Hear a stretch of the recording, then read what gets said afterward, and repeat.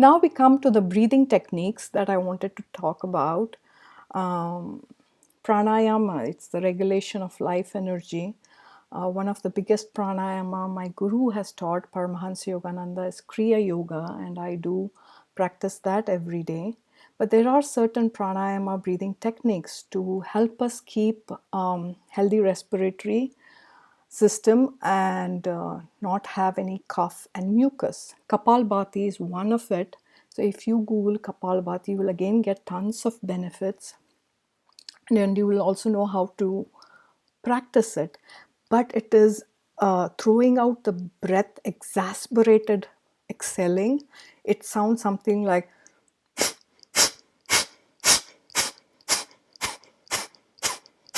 something this way. So it is quite rigorous, and it is heating. So pitta dominant people have to practice caution here, but very, very helpful to keep a strong respiration system and to keep the lungs strong and healthy. Anulom Vilom is that alternate nostril breathing. It's quite popular these days. You inhale through the left nostril, you exhale through the right, then you inhale through the right nostril and you exhale through the left. So this is one full round of Anulom Vilom. So practice them like 10 or 15 times. Same is true with Kapalbhati. You do it like 10 to 15 minutes. But do these all pranayama techniques is very beneficial to do early morning after your yoga on an empty stomach. But don't do these rigorous pranayams before you go to bed because you won't be able to sleep. Anulom Vilom is okay because it kind of balances the left and the right hemisphere of the brain, but Kapalbhati for sure should be done in the morning. And if you have lot of heat, like sometimes I do get, if I've eaten a lot of spicy food or energetically heating food, then my pitta gets aggravated. At that time I do Chandra Nadi Pranayam, that is written on the right. It's the left nostril breathing. In yoga we have the Ida Nadi and the Pingla Nadi. So the Pingla is the solar energy that's heating, and Ida is the lunar, which is cooling. So when you have any pitta imbalance, this pranayam is very good. What you do is you close your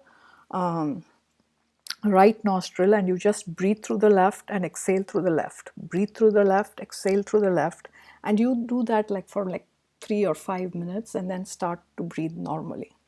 The same goes to when you are, you need more heat in the body and you are very cold, or you're coming up with a cold and your body is shivering and you know you're going to catch a flu or a cold, you can do Surya Nadi Pranayam, that is the right nostril breathing, because that activates the solar energy and brings more heat to the body.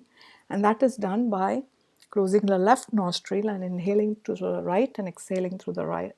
Inhaling through the right, exhaling through the right, and do it for like 5 minutes and then come back to normal breathing. Bastrika is also another very powerful pranayam to keep our lungs healthy and strong. So Google Bastrika, you will see how to do it. It's fairly easy to do. So all these pranayams will help to keep our respiratory health system healthy, so that we breathe clean and there is a clean passage, no obstruction and no mucus buildup. So I hope these help. And then quickly, some yoga asanas also help for balancing our kapha dosha. Tadasana, the simple one, all asanas start with Tadasana, the standing pose or the mountain pose.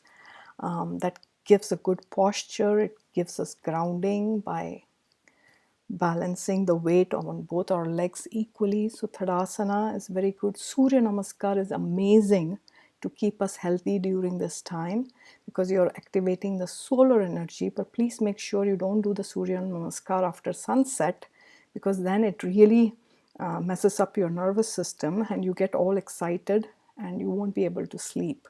So Surya Namaskar should be done, as it said, Surya is sun, At the rise of sun is the best time to do it, and doing it a little rigorously also helps during the kapha spring season.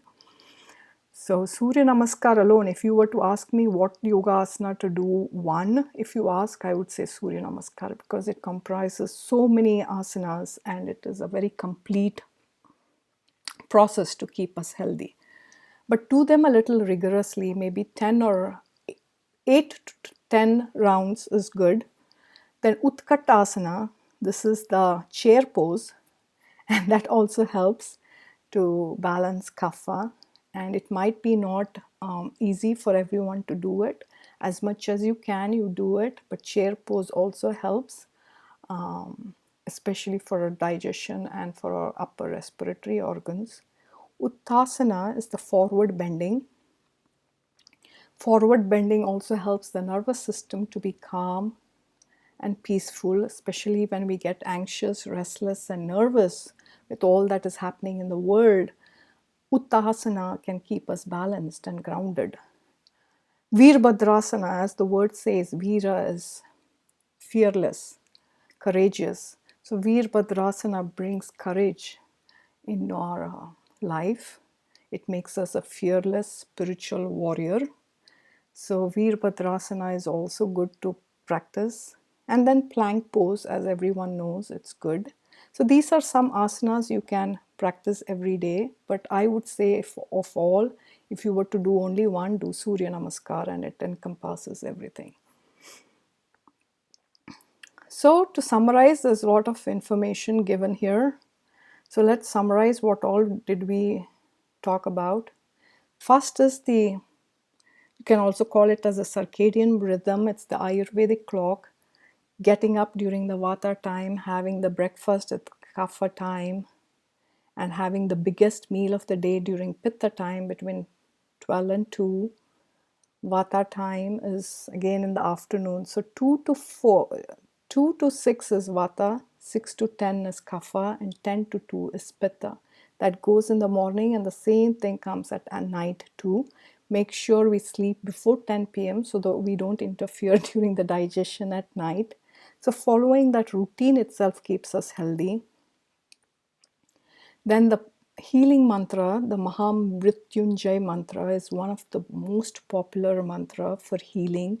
It removes all the nervousness. It really helps in healing. It's not just for you, anyone in your family member. You can recite that mantra for someone else as well. So it's a very powerful mantra to recite every day, especially during this time. And when we take Ayurveda herbs, take them with reverence and respect, believe in their healing power, be in tune with them, and be very grateful for receiving these herbs, because they are like food. If you take them in the right dosage, not overdose it, not underdose it, but if you take it in the right dose, they act like food.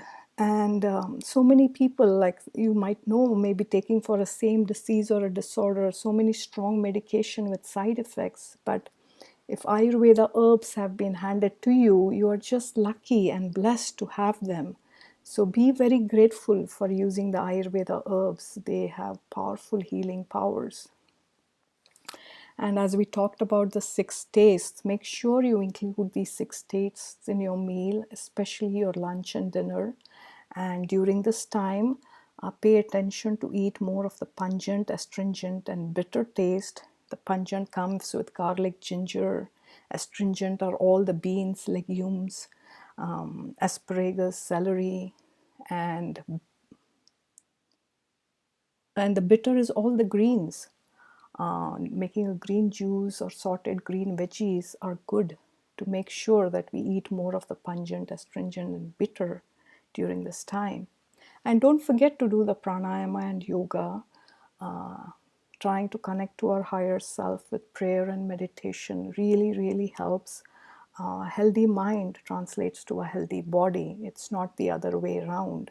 So yoga, meditation, prayer, pranayama should be done every day to keep us healthy. So before I end, I wanted to share, this is my website, JeevaLifestyle.com. If you have any questions on this presentation or on balancing kapha during this challenging time, please email me at JeevaLifestyle@gmail.com and I'll see how I can help you. But I would encourage you to go to my website and check it out. There's a lot of information on Ayurveda and yoga. I do believe it's that I have know your dosha, do your karma, and live your dharma.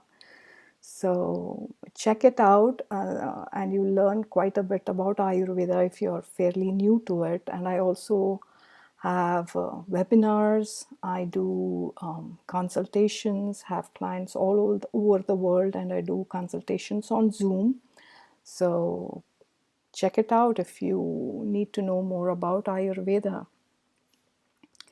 And I also have my own podcast called Dosha Karma Dharma Podcast. And with all this crazy stuff happening outside, this thought came to me in my meditation 2 days back, is social distancing to self-communing. So I will have this new episode on my podcast, and I would encourage you all to listen to it and give me your feedback.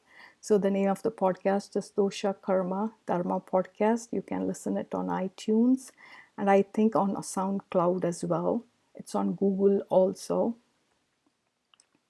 And quickly, if you are interested more in Ayurveda and want to follow it, here are some of my online workshops coming up. Most of my stuff is done online. I don't do anything face to face except when I go for, like I was going to the Sedona Yoga Festival where I was giving this topic, the fire of life, fix your digestion, fix your life. This workshop got sold out in one day. But unfortunately, with this coronavirus, the yoga festival is postponed. So I'm planning on giving this workshop online for anyone interested. So please check it out.